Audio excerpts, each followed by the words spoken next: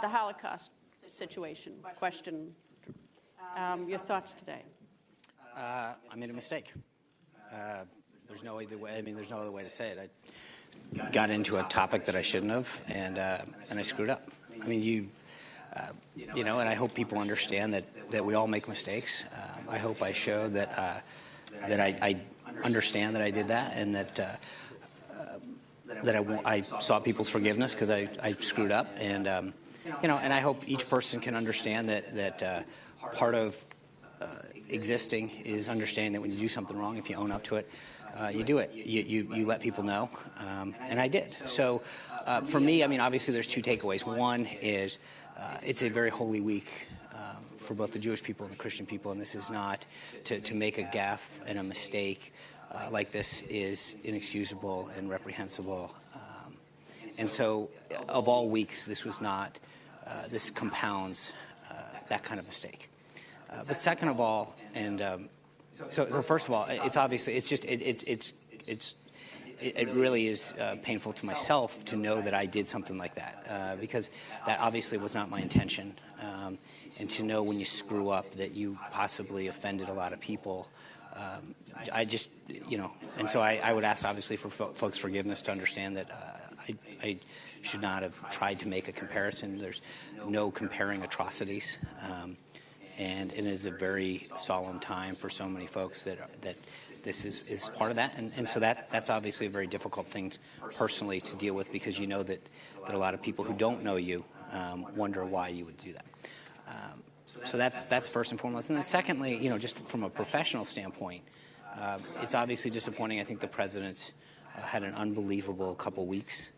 He took very decisive action in Syria. He's made tremendous progress with President Xi and his visit to China. And your job as the spokesperson is to help amplify the president's actions and accomplishments. And I think he's had an unbelievable, successful couple weeks. And when you're distracting from that message of accomplishment, and that's your job is to be the exact opposite. On a professional level, it's disappointing because I think I've let the president down. And so on both a personal level and a professional level, that would definitely go down as not a very good day in my history. Did the president say anything to you last night? I did not talk to him. No, I haven't talked to him this morning. Any message through anyone else from the president?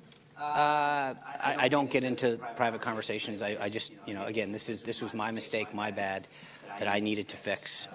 And so I'm not going to get into any additional conversations that I may or may not have had, but I will just say that this was mine to own, mine to apologize for, and mine to ask for forgiveness for. Turn to other issues. Do you think the press is fair to you or gunning for you? I don't think it's monolithic. I think some folks clearly have an agenda. Some folks are open-minded, and some folks probably root for you. But there's sort of a spectrum. What's the surprise in the job for you? I mean, you were over at the Republican headquarters for a number of years. What's the surprise in this job? I don't know that there's a ton. I mean, I think the level of scrutiny is obviously. I wouldn't say it's a surprise, but it's sort of the magnitude to which it exists is fairly unbelievable. No matter what you do, what you wear, it kind of gets amplified to a degree that you couldn't imagine. And I also think what the priorities are about what gets covered, what doesn't get covered. I think and sort of the obsession with some of the process, which I always understand. I've been doing this for a long time. I understand process and I understand ups and downs, but I think when you look at the issues that our world and our country are dealing with, sometimes the obsession with who's up and who's down in 1 week, or who said what in a meeting, versus the substance of what's being taken to improve the lives of the American people or protect us or to deal with world incidents is sort of intriguing. Do you have a sense you work for the president, for the White House, or for the American people? Who do you think you're working for? Well, to some degree, it's all. But and how do you reconcile that? Because sometimes, you're in a position of advocating for. Right. At the end of the day, the president won an election by the American people voted in, and so it is his. I ultimately answer to him. It is his agenda that is being pursued. As you know, that's the case of anyone who's in elective office. That you are elected by a group of people, and you pursue an agenda that you feel that you communicated to those people or are accountable to those people, whether or not you brought it up during a campaign or not. So first and foremost, it is the president that my job is to go out there and help amplify and discuss what he's doing and why he's doing it, and the accomplishments that he's having. How much access do you have to the president? Plenty. That's not a problem. I mean, you talk to him every day, spend time with him every day? Every day. How does your day start? I get up around 5:15. I start reading email and then usually try to do some kind of exercise. And then, again, we're kind of monitoring the news of the day, the issues of the day, going over what the events are. We have meetings early in the 7 o'clock hour. And then we basically are just trying to figure out what we're advancing, as well as what the incoming is, if you will. What are the issues that are playing hot? What are the issues that we think are going to overtake the day? What are the events that are happening, and how we're going to communicate those? In terms of dealing with the media, I assume you get complaints from the media, right? One or two. All right. What are the complaints you get from the media? There's always going to be an issue with access. They want more access to you or access to the everything. I mean, it doesn't matter what to the parking lot, to the front lawn, trees. I mean, there's nothing that they don't want access to. So that's probably first and foremost what they want, and then obviously administration officials, the president, you name it. And other complaints in the press? I think there's been one or two. All right. In terms of, I mean, I'm trying to sort of see, how to facilitate a better relationship between the press and the White House. Look, I think it's naturally combative because no matter what the administration is or what the party is, the press is, always going to want more of what it is, and that's the nature of the relationship. But I think that there are some things that, to your question, I think the advent of social media, and I know Ari's talked about this a lot, Dana Perino's talked about this, the most recent Republican press secretaries that sort of were at the advent of this on the Republican side, that there is an element of being first and trying to get things into the ether on social media, et cetera, that has really changed the dynamic by which that room and the relationship exists. One thing, I mean, people would much prefer not to have anonymous sources. Much prefer. Yet when you... Well, I think there's a difference, just so I'm clear. Like, there are people on a policy level, right, who are implementing, that are helping to shape policy. And because of the nature of what they do, they don't want their names out there, not because they're hiding, but because they're there to serve the people in the government, and it's not that they're hiding. But I think when the press you can bring someone into a briefing room and say this briefing's on background, but everyone can see who they are. They're talking that's a much different thing than where we'll get a phone call and say, hey, we have 5 background sources that say that you crossed the street the wrong way. And the question is, there's no accountability. We don't know who they are. Are they inside the White House? Are they outside the White House? Do they breathe? There's a lot of that is very difficult to respond to because you're shooting at almost a ghost. I think we try to minimize the use of and I wouldn't say anonymous sources, but background sources to make sure that people can see the individuals, that they know they're real, that they're there reading stuff. But I think for a lot of folks in government, they're there to serve the American people, to work really hard to work on a particular issue, and they don't necessarily. All right, you've been listening to Sean Spicer being interviewed in Washington, D.C. at the Newseum. We want to just jump to a better source of that video. You may have noticed there have been some hiccups in that video, so let's switch over, and I think we have, and we'll continue to listen. People on both sides of the aisle who've been involved in this world to call that out, that it is concerning when we have classified information and sources that are being used to perpetuate a narrative. And again, if you think about it, it ties your hands when you go to respond, because you can't, just because you claim that you know something classified and you call up, we can't then fight back on it because it is classified. So us engaging in that conversation puts us in a very difficult spot. Well, and I'm not to belabor a point, but this is a city where virtually a lot of things get classified that probably don't need to get classified. I don't know for decades there's been an overclassification in this city, which protects. But that's a whole separate, to your point. But not an insignificant one. I mean, I think on matters of national security, when you are talking about sources and methods and the use of certain things for inappropriate purposes, that is not an overclassification.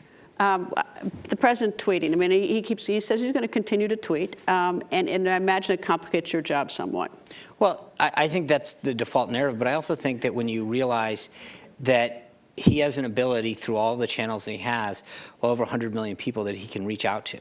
And I think some of the media's frustration is that he does have this direct line to the American people, where he can communicate accomplishments, thoughts, and push back to false narratives and false stories that frustrates people who want to control that narrative. I think another way to look at it, though, is he drops some stink bomb, essentially, and then in 140 characters or less, and then leaves, and there's no sort of follow-up, so there's no sort of give and take. So well, again, but I think that for a lot of people, especially outside of Washington, they have yearned for an authentic voice that is not trying to script everything perfectly, as a lot of politicians have done. And the president, even if you disagree with him on policy, I think one of the things that people give him high marks for is keeping his word and being authentic. And I think that is something that has been missing a lot of times in Washington. But again, not to belabor, but if you don't have the give and take, if you can't do a follow-up, that's the problem. But we do. I mean, but again, I would argue that if you look at our engagement, the president, in terms of myself and him and other members of the staff, we are engaging with the media and with outside groups and coalitions and individuals and unions and members of Congress on an extremely robust way, so that there is follow-up, there is a discussion. It is not sort of in a vacuum that's occurring. Last night he gave an interview, and it was that I read this morning, in which he said that the U.S. is not going to go into Syria. Did you see that? I did. Okay. One of the things he has also said is that he's not going to telegraph his plans. He has now just telegraphed to Assad and ISIS that he's not going to go in. How do you reconcile that? Well, I think that's specific to ground troops. I think there's two issues. One is that doesn't mean, how we're going to deal with ISIS as a whole.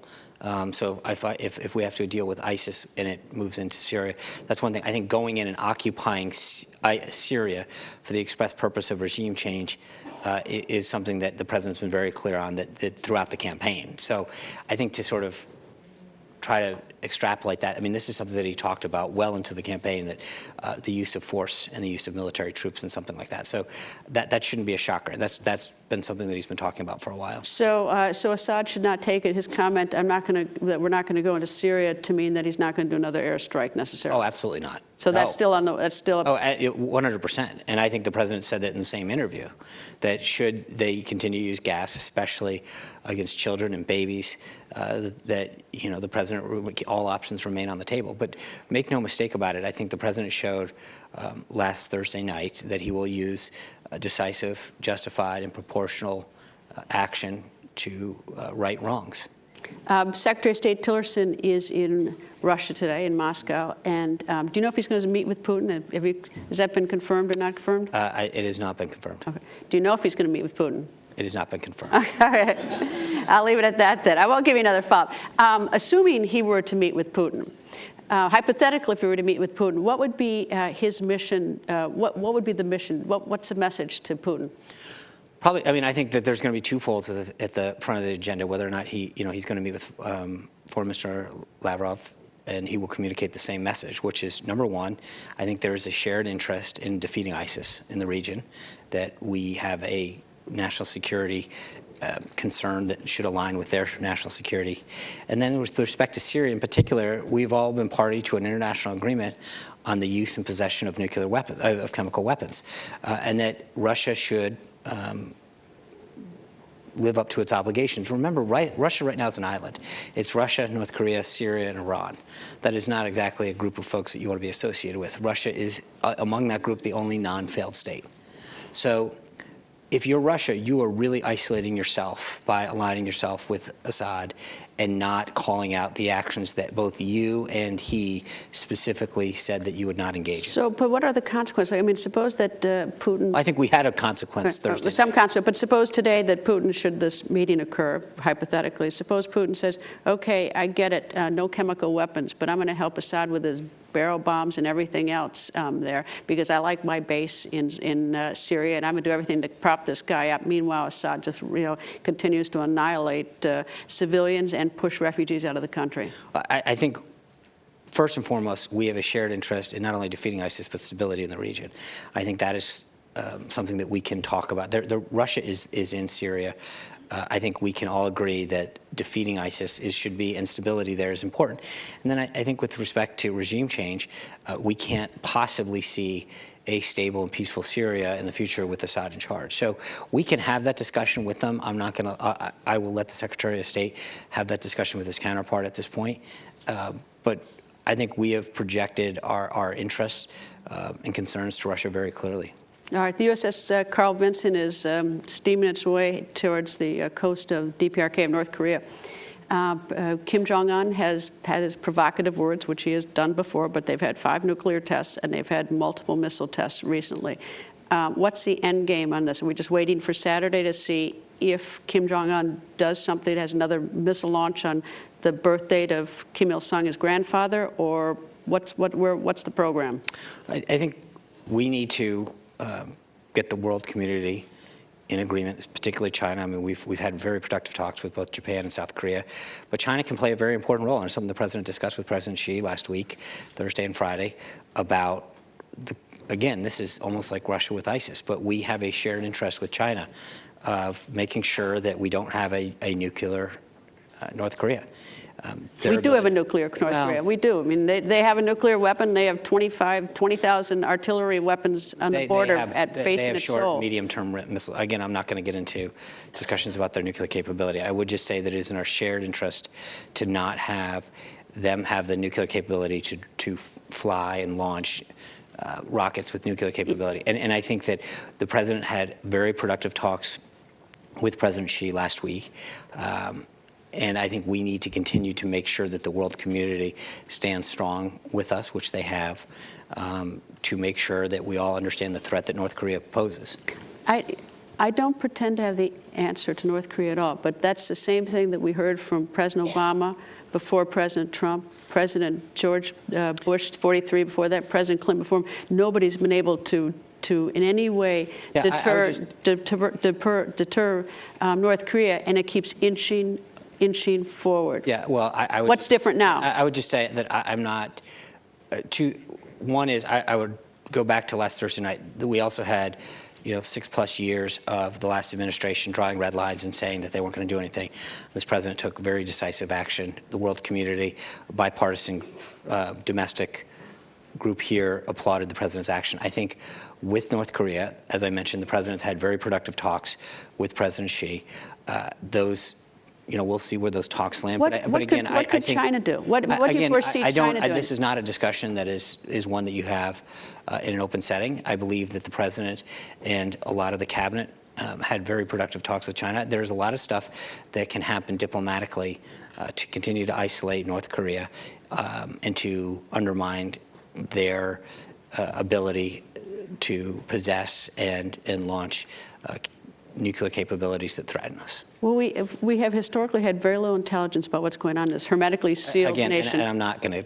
But let me just go a little bit further. That if China's the purse for North Korea. If China were to cut off money to it, I think, and I don't know, it's just a guess, but I think is that the Kim Jong-un has had no problem just starving his people. Well, I think that China plays a both economic and political role of influence in North Korea. But we'll see. Again, I think this president has clearly shown both the country and the world that there's going to be a change in how the U.S. interests are pursued, and we'll have to see how that shakes out. All right, tax reform. Are we going to get it this year?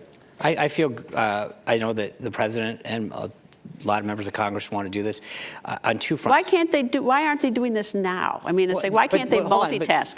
Well, they are multitasking. Congress on this? No, but respectfully, I don't think that's true. I mean, we've actually talked about this for the last couple of weeks, the meetings that we've had internally and externally. We've met with the Ways and Means and Finance Committee and leadership. It's interesting how a couple of weeks ago it was we're rushing too quick on something, and then we talk about the other day on multiple occasions how we're laying out a very systematic plan to engage folks. I mean, tax reform hasn't happened since 1986. I'm not saying that's easy either. No, Believe me, I'm you're just asking where are we on it?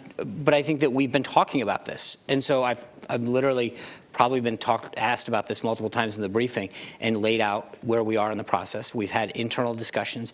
We're starting to engage with stakeholders. They've started to engage with members of Congress, but we've gone 30 plus years without comprehensive tax reform.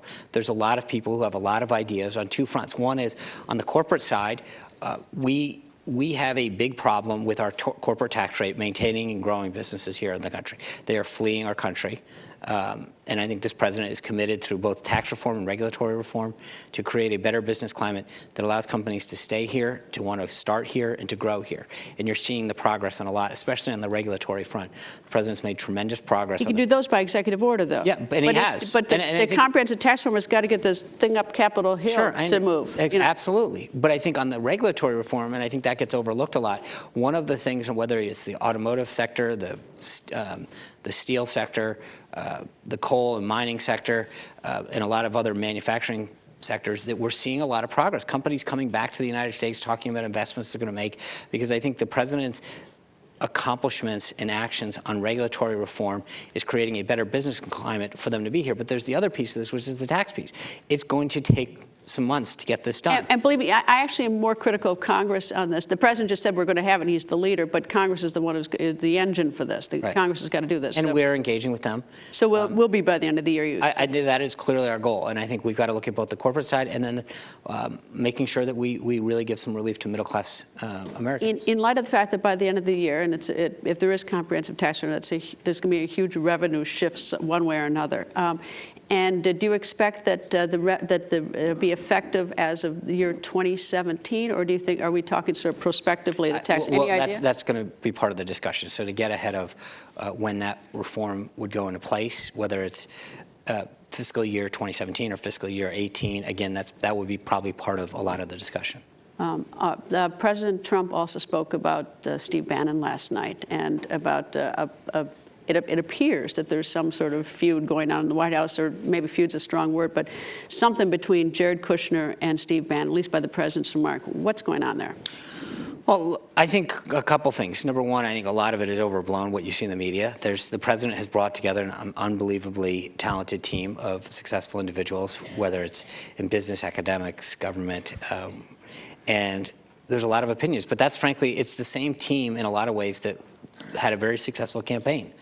I think sometimes you see some of that spill over into public, and that's unfortunate, because there's going to be on policy issues a very spirited debate. But I think that's very healthy for the president, that he's not getting a monolithic group of advice that says you only should do this and here's how this is. He gets a lot of opinions and ideas and policy shifts that help guide his ultimate decision making.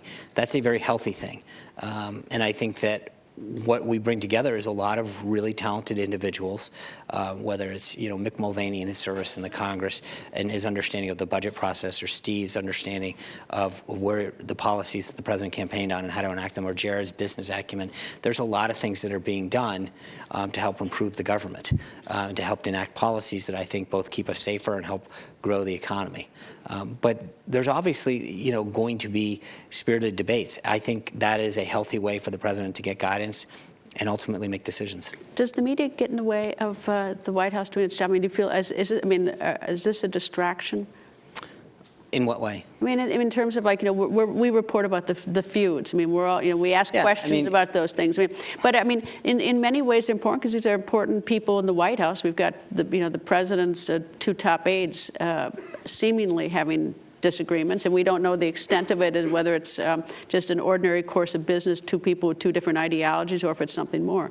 Well, I think from a process standpoint, whether or not someone's getting along or not getting along, or whether or not one idea is getting floated or another, doesn't make anyone's life safer or better, right? And I think, to your question, I think the more that the focus is on what are we doing, right or wrong, to make the country better, to strengthen it, to make it safer, is where I'd love to see the focus, right? Is that what are we doing on tax reform? Where is it? How are we getting done? Who's being involved in the process?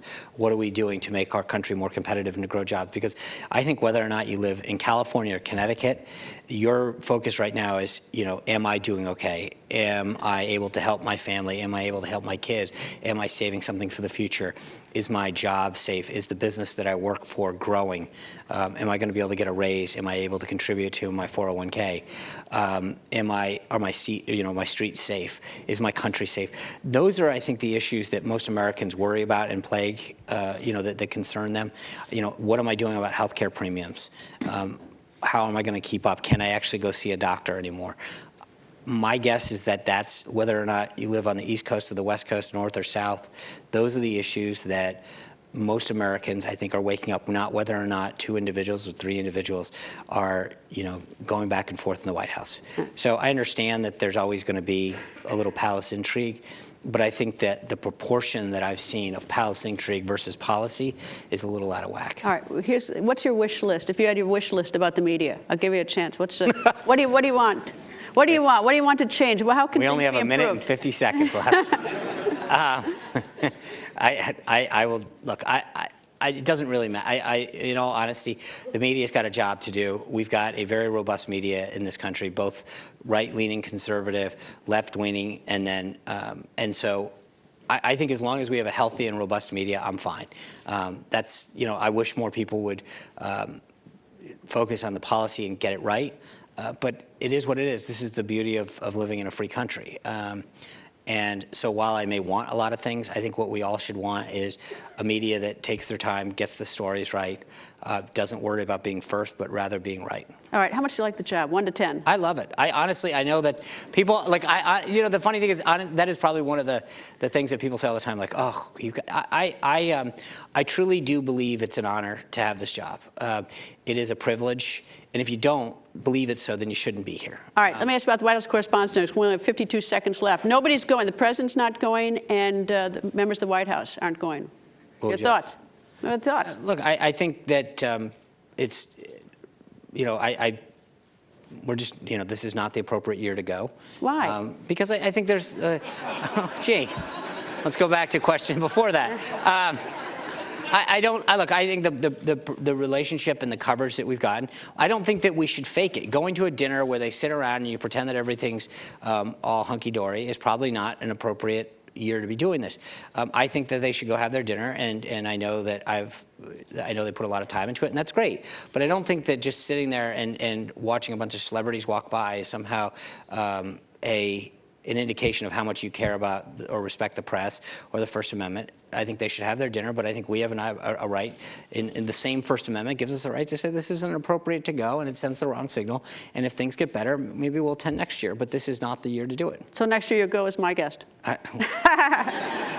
And the time is up. Nice to see you, Sean. Thank you very much. Sean Spicer.